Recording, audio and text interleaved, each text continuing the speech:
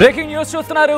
Women's cricket కి సంబంధించి interesting breaking news. Cricket అభిమానులకు గుడ్ న్యూస్ అని చెప్పుకోవాలి. ఎందుకంటే women's world cup final match కు వానగండం తప్పింది. 5 గంటలకు మ్యాచ్ ప్రారంభం కాబోతోంది. నవీ ముంబై స్టేడియంలో వర్షం కారణంగా టాస్ ఆలస్యమైంది. జెమిమా బ్యాటింగ్ పై భారత్ ఎన్నో ఆశలు పెట్టుకుంది. ఇంకా చెప్పాలంటే గంపెడు ఆశలు పెట్టుకుంది.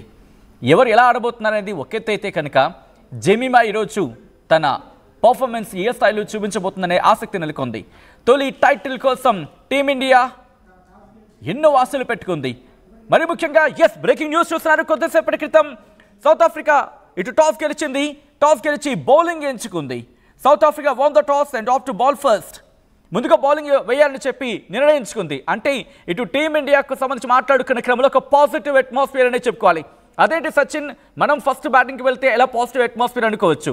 ఇక్కడ నేను చెప్పే ప్రయత్నం చేస్తున్నాను. ఎందుకంటే ఫస్ట్ మనం ఇక్కడ బౌలింగ్ తీసుకుందాం అనుకుందాం. బౌలింగ్కి వెళ్ళుంటే 50 ఓవర్లు ఫీల్డ్ మీద ఉండాలి. అంటే 50 ఓవర్లు అలసిపోయి ఉంటాం. ఆ తర్వాత మళ్ళీ ఒక కాస్త గ్యాప్ తీసుకుని వెంటనే మళ్ళీ మన బ్యాటింగ్కి వెళ్ళాలి. అంటే అలసటతో కాస్త హై స్కోర్ వచ్చిందనుకోండి, కొట్టడం కాస్త ఇబ్బంది అయ్యే అవకాశం ఉంటుంది, అలసిపోయే అవకాశం ఉంటుంది. అంతే కదా, జస్ట్ నార్మల్గా ఆలోచించే ప్రయత్నం చేద్దాం. అండ్ దట్ టు ముంబై కండిషన్స్కి సంబంధించి మాట్లాడుకుంటున్న పరిస్థితి. అండ్ ప్రస్తుతం బౌలింగ్కి సంబంధించి కాస్త ఇప్పుడు ఇబ్బంది అయ్యే అవకాశం ఉందా? Interesting development. ఎందుకంటే ఇప్పుడే వాన పడింది కాబట్టి వాన పడిన నేపథ్యంలో బాల్కి సంబంధించి టర్న్ అయ్యే అవకాశాలు అఫ్కోర్స్ ఎంత కవర్ చేసినా అవుట్ ఫీల్డ్ మీద ఇంపాక్ట్ చూపించవచ్చు. అవుట్ ఫీల్డ్ మీద దాని ఇంపాక్ట్ ఉంటుంది. సో భారత్కి కలిసి వచ్చే అంశం ఉండడంలో ఎటువంటి అతిశక్తి లేదు. ఎందుకంటే అవుట్ ఫీల్డ్ చిత్తడిగా ఉంటుంది కాబట్టి వాళ్ళు ఒకవేళ సిక్సర్స్ కొడితే ఓకే, లేకపోతే బౌండరీస్కి వెళ్దాం అనుకుంటే అవుట్ ఫీల్డ్ ఇంకా చిత్తడిగా ఉంటుంది కాబట్టి వాళ్ళు పెట్టిన ఎఫర్ట్స్కి ఇంకా డబుల్ ఎఫర్ట్స్ పెట్టాల్సి ఉంటుంది. సో నాతో పాటు మీరు కూడా జాయిన్ కంటే మీరు కూడా మాట్లాడే ప్రయత్నం చేయండి. జయహో జెమిమా అంటోంది ఈరోజు భారత్ అంటే అర్థం చేసుకోవచ్చు. ఈ క్రమంలో భారత్ అదిరిపోయే పర్ఫార్మెన్స్ ఇవ్వబోతోందా? నిర్మోహమాటంగా నిస్సంకోచంగా అని చెప్పుకోవడంలో ఎటువంటి అతిశయోక్తి లేదని చెప్పుకోవాలి. మరి ముఖ్యంగా ఇటు విమెన్స్ క్రికెట్కి సంబంధించి రోజు మాట్లాడుకున్న సందర్భం అఫ్కోర్స్ ఆలస్యమైనప్పటికీ కూడా టాస్ ఇటు భారత్ ఓడిపోయినప్పుడు కూడా ఇది ఒక కలిసి వచ్చే అంశం. రైట్, టీమ్స్ కూడా ఫిక్స్ అయిపోయాయి.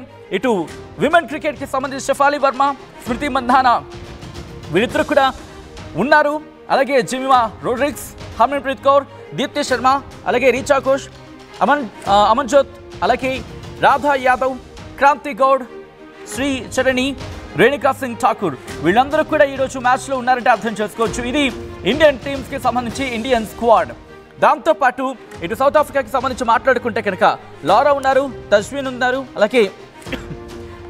అలాగే అనికా బోష్, దాంతోపాటు మరికొంతమంది కూడా దాదాపుగా ఇక్కడ లూజ్ ఉన్నారు, మ్యారిజాని కాప్ ఉన్నారు, సినాలో ఉన్నారు, అనేరి ఉన్నారు, అలాగే చోల్కి సంబంధించి చోలే ట్రెన్, ఇలా దాదాపుగా 11 మంది కూడా వాళ్ళు కూడా ఒక టీమ్ ఒక స్ట్రాంగ్ టీం కనిపిస్తోంది సౌత్ ఆఫ్రికాకి సంబంధించి కూడా. సో ఇప్పుడు ఏం జరగబోతోంది? ఎందుకంటే సాధారణంగా ఇప్పుడు బ్యాటింగ్కి సంబంధించి ఆఫ్కోర్స్ ఓపెనర్స్గా వీళ్ళు తిరిగే అవకాశం కనిపిస్తోంది. ఎవరు? స్మృతి మందానాకి సంబంధించి మాట్లాడుకునే క్రమంలో స్మృతి మందాన అలాగే షెఫాలి వర్మ. సో వీళ్ళిద్దరూ అవుట్ అయిన తర్వాత ఆఫ్కోర్స్ త్వరగా వికెట్ పడకూడదని కోరుకుందాం. ఒకవేళ వికెట్ పడిన తర్వాత కూడా ఇంపాక్ట్ చూపించే అవకాశం ఉంది. సో ఈ క్రమంలో ఇప్పుడు బౌలింగ్కి వాళ్ళు వెళ్ళబోతున్నారు. ఇటు భారత్ కొంచెం కష్టపడాల్సిన అవసరం ఉంటుంది. ఎందుకంటే అవుట్ ఫీల్డ్ చిత్తడిగా ఉంటుంది. ఎంత బౌండరీస్ కొట్టినా కూడా బౌండరీస్కి అంత సపోర్టివ్గా ఉండకపోవచ్చు. ఎందుకంటే మనం మాట్లాడుకున్నట్టు అవుట్ ఫీల్డ్ అంతా చిత్తడిగా ఉంటుంది కాబట్టి ఇంకా తడితడిగా ఉంటుంది. వీళ్ళు బౌండరీస్ కొడదాం అనుకుంటే బాల్ అంటే ఫీల్డింగ్కి ఉపయోగపడే అవకాశం ఉంటుంది. Remember at the same time వాళ్ళకు కూడా అటువంటి పరిస్థితి ఉంటుంది. ఎందుకంటే కాస్త మాయిస్ట్ అనేది డెవలప్ అవుతుంది కాబట్టి పిచ్ మీద అనుకున్నంత సిచ్యువేషన్స్ ఉండకపోవచ్చు. బాల్ అనుకున్నంత టర్న్ అవుతుందా? Biggest question mark. మీరు మాట్లాడే ప్రయత్నం చేయండి అండ్ మీరు రియాక్ట్ అయ్యే ప్రయత్నం చేయండి. ఈరోజు మ్యాచ్ భారత్ గెలిచేందుకు అవకాశాలు ఏ స్థాయిలో ఉన్నాయని చెప్పి మీరు అనుకుంటున్నారు? ఇంకా ఇంట్రెస్టింగ్గా చెప్పాలంటే ఇది భారత్కి కలిసి వచ్చే అంశమే. ఎందుకంటే మనం హై స్కోర్ కనుక వచ్చింది అనుకుందాం, అంటే ఫస్ట్ టాస్ గెలిచి భారత్ కనుక బౌలింగ్ తీసుకొని ఆ చేసింగ్ కనుక వెళితే ఆ హై స్కోర్ని చేసే ప్రయత్నంలో భాగంగా, ఎందుకంటే కొద్ది రోజుల క్రితం మీద అంశానికి సంబంధించి ఇటు క్రికెట్ విశ్లేషకులతో నేను మాట్లాడినప్పుడు వాళ్ళకు చెప్పడం జరిగింది, ఒకవేళ భారత్ కనుక ఫస్ట్ బ్యాటింగ్కి వెళితే ఎలా ఉంటుందంటే అదే బెస్ట్ ఆప్షన్ అనే అర్థం వచ్చిన వాళ్ళు చెప్పుకొచ్చారు. ఎందుకంటే ఇటు ఒక హై స్కోర్ కనుక ఇచ్చేసాం అనుకున్నాం, ప్రెషర్ ఉండదు. ఎందుకంటే ఫస్ట్ బ్యాటింగ్ కాబట్టి ఫ్రీగా హ్యాపీగా ఆడుకోవచ్చు, ఎందుకంటే ఎటువంటి ప్రెషర్ ఉండదు. మరి ముఖ్యంగా మెల్లిగా కుదుటపడి ఆడుకుని భారీ షాట్స్కి వెళ్లకుండా ఫస్ట్లోని ఒక హై స్కోర్ కనుక, అంటే 330 340, ఎందుకంటే అదేం సాధారణమైన మ్యాచ్, లాస్ట్ మ్యాచ్. మరీ ముఖ్యంగా ఇటు హర్మన్ప్రీత్ కౌర్కి సంబంధించి మాట్లాడుకోవాలి ఆ మ్యాచ్ గురించి. అఫ్కోర్స్ జెమిమా తన పర్ఫార్మెన్స్ ఇచ్చినప్పటికీ ఇటు హర్మన్ప్రీత్ తనిచ్చిన ఆ పార్ట్నర్షిప్ అది అమోఘం, అజేయం అంతే అది. సో అలాంటి పార్ట్నర్షిప్కి సంబంధించి ఈరోజు కనుక మళ్ళీ బిల్డప్ అయితే, అంటే స్మృతి మందానాతో పాటు షఫాలి వర్మ వీళ్ళిద్దరూ కూడా ఒక హై స్కోర్ని, అంటే ఫస్ట్ వికెట్కి ఒక కనీసంలో కనీసం ఒక 100 రన్లు స్కోర్ బోర్డు మీద పెట్టారనుకుందాం. ఫర్ ఎగ్జాంపుల్ అప్పుడు సౌత్ ఆఫ్రికాకు ఇబ్బంది అయ్యే అవకాశం ఉంటుంది. ఎందుకంటే ఆ తర్వాత వచ్చే హర్మన్ప్రీత్కి సంబంధించి మాట్లాడుకునే క్రమంలో ఒకవేళ ఫస్ట్ వికెట్గా షఫాలి అయిపోయినా, లేకపోతే స్మృతి మందానా అయిపోయినా, వీళ్ళిద్దరూ ఫస్ట్ వికెట్ పడిపోయిన తర్వాత కూడా జెమిమాని దించితే, ఎందుకంటే లాస్ట్ టైం అదే మాట్లాడుకోవడం జరిగింది. జెమిమా కూడా ఇంట్రెస్టింగ్గా ఏమంది, అసలు నేను వస్తాననుకోలేదు, సడన్గా నన్ను వెళ్ళమని చెప్పారు, నేను వెళ్ళానంటూ చెప్పుకొచ్చింది. సో ఇలా సడన్ సర్ప్రైజ్గా ఒకవేళ జెమిమా కాకుండా హర్మన్ప్రీత్ ఈసారి సడన్ సర్ప్రైజ్గా దిగింది అనుకుందాం.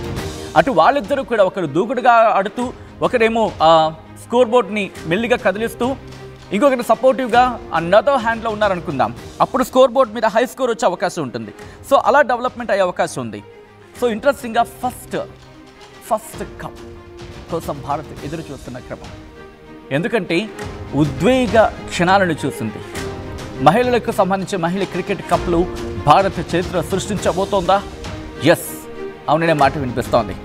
ఈరోజు షఫాలి వర్మ, స్మృతి మందానా, జెమిమా రోడ్రిగ్స్, హర్మన్ప్రీత్ కౌర్, దీప్తి శర్మ, రిచా ఘోష్, అమన్జోత్ కౌర్, రాధా యాదవ్, క్రాంతి గౌడ్, శ్రీచరణి, రేణుకా సింగ్ ఠాకూర్ వీళ్ళందరూ కూడా తమ సత్తా వాళ్ళ కెరియర్లో గుర్తుండిపోయే రోజు కోసం వెయిట్ చేస్తున్న క్రమం.